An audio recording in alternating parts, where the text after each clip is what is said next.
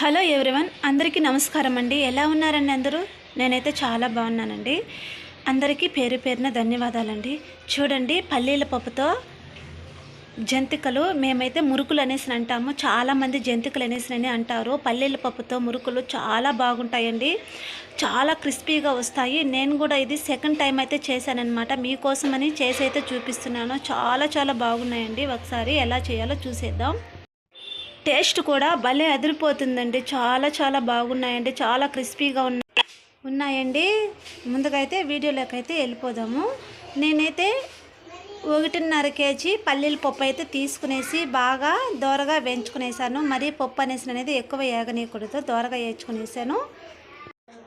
1.5 KG పల్లీల పప్పుకి అయితే 3 కేజీల రేషన్ బియ్యం అయితే బాగా కడిగేసి ఎండలో ఆరబెట్టేసిన తర్వాత మిక్సీకి అయితే పట్టించేసాను అనమాట. నేను కరెక్ట్గా కొలతల ప్రకారం అయితే చెప్తున్నాను.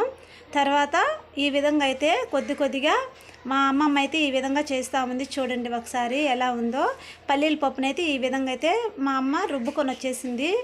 రుబ్బుకొని వచ్చిన తర్వాత ఈ రేషన్ బియ్యము పిండి, ఈ పల్లీల పప్పు కొద్దిగా నీళ్ళైతే యాడ్ చేసుకునేసి మనకు మురుకుల పిండి ఏ విధంగా ఆ విధంగా కలుపుకోవాలి. చూడండి, మరీ గట్టిగా కలిపేసామంటే మనకు మురుకు అనేది మనము మురుకు కడాయిలో వేసుకుంటాం కదా, వేసుకున్నప్పుడు అయితే మనకి త్వరగా అంటే మురుకులాగా రాదనమాట. అది కొద్దిగా తెగినట్లుగా పడుతుంది. మనము బాగా సాఫ్ట్గా ఒకరంతా సాఫ్ట్గానే మనం కలుపుకోవాలి. మా అమ్మమ్మ అయితే కలిపేస్తుంది చూడండి ఒకసారి. అంతే అండి, కొలత ప్రకారం తీసుకుంటే చాలు. ఇందులోకి వాము, కొద్దిగా సాల్ట్ వేసుకునేసి తగినంత సాల్ట్, మనకి రుచికి సరిపడా సాల్ట్ అయితే వేసుకునేసి సరిపోతుంది. కొద్దిగా ఈ పల్లీల పప్పు ఉంది కదండి, ఈ పప్పు ఈ పిండి ఉంది కదా, ఆ పిండి రెండు కలిపేసి ఈ విధంగా అయితే కలిపేసుకున్నామండి. కొద్దిగా నీళ్ళు అనేది యాడ్ చేసుకునేసి చాలా చాలా టేస్టీగా ఉంటుందండి. మీకు ఎందుకంటే దీన్ని నేను చూపిస్తున్నాను, ఎందుకంటే పల్లీల పప్పుతో అయితే ఎప్పుడైతే మనము మురుకులు అయితే కాల్చింది లేదు, చూడలేదు కూడా. కానీ మా అమ్మమ్మ అయితే ఈ విధంగా వాళ్ళు ఎప్పటి నుండి చేస్తున్నారంట. అందుకని చెప్పేసి ఈ విధంగా చేద్దామని చెప్పేసి నేనైతే ఎట్లో ఒకట్లని చెప్పేసి మా అమ్మమ్మని అడిగి మరీ చేయించుకుంటున్నాను. చూడండి ఎట్లా కలిపేసిందో ఉంటగా. ఆ విధంగా అయితే సాఫ్ట్గా ఉండాలి మనకి. పిండి అనేది సాఫ్ట్గా ఉంటే మురుకు అనేది చాలా బాగా వస్తుందన్నమాట మనకి మురుకు వేసుకున్నప్పుడు. మళ్ళీ తర్వాత ఈ విధంగా కలిపి పెట్టుకునేసాము. తర్వాత మురుకు జాడి ఉంది కదా, ఆ జాడీలోకి తగినంత పిండి వేసుకునేసి పెట్టుకునేసిన తర్వాత చూడండి, నేనైతే పొయ్యి మీద అయితే పెట్టుకునేస్తున్నాము.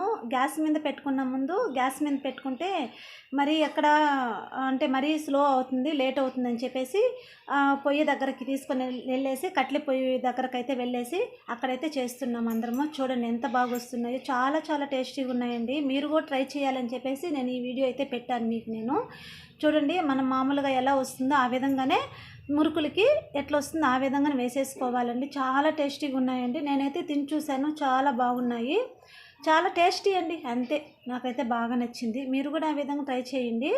చూడండి ఎంతమంది ఉన్నామో, నేను, మా పిన్ని, మా అమ్మమ్మ, మా అమ్మ అందరం కలుసుకునేసి ఆడనే చేస్తున్నాము. పొయ్యి దగ్గరనే మేము కట్టెల పొయ్యి మీదనే చేస్తున్నామండి. త్వరగా అయిపోయిందండి. కట్టెల పొయ్యి మీద చేసుకునేది ఈజీ అండి, నాకు తెలిసినంత వరకు. చాలా త్వరగా అయిపోయిందండి మనకి. చూడండి ఆ విధంగా పిండి వేసేసుకుంటున్నాము. చాలా ఈజీ అండి. అసలు మనము ఉద్దిపప్పు, మినపప్పు ఉంటాయి కదా, పచ్చని పప్పు అంతా వేసుకొని అవసరం లేదండి. కేవలం ఒక బియ్యం పిండి, పల్లీల పప్పు వేసుకుంటే చాలండి. చాలా చాలా టేస్టీగా వస్తున్నాయండి. నేనైతే ఫస్ట్ అయితే రాదేమనేసి అనుకున్నాను, నాకైతే బాగా రిజల్ట్ అయితే బాగా వచ్చింది. అందువల్ల వీడియో తీసి మీకు నేను చూపిస్తున్నానండి. చూడండి ఎంత బాగా వస్తున్నాయో చూడండి. ఒకసారి మీరు కూడా ట్రై చేసి చూడండి ఎంత కమ్మగా ఉంటాయో. పిల్లల నుంచి పెద్దలు కూడా చాలామంది తినచ్చండి. ఎందుకంటే మామూలు మురుకుల కన్నా కూడా సరే ఇవైతే చాలా బాగున్నాయండి, చాలా చాలా టేస్టీగా ఉన్నాయండి. చూడండి ఒకసారి. ఈ వీడియో మీకు నచ్చినట్లయితే ప్లీజ్ లైక్ అండ్ సబ్స్క్రైబ్ అండి. బాయ్ బాయ్ అండి.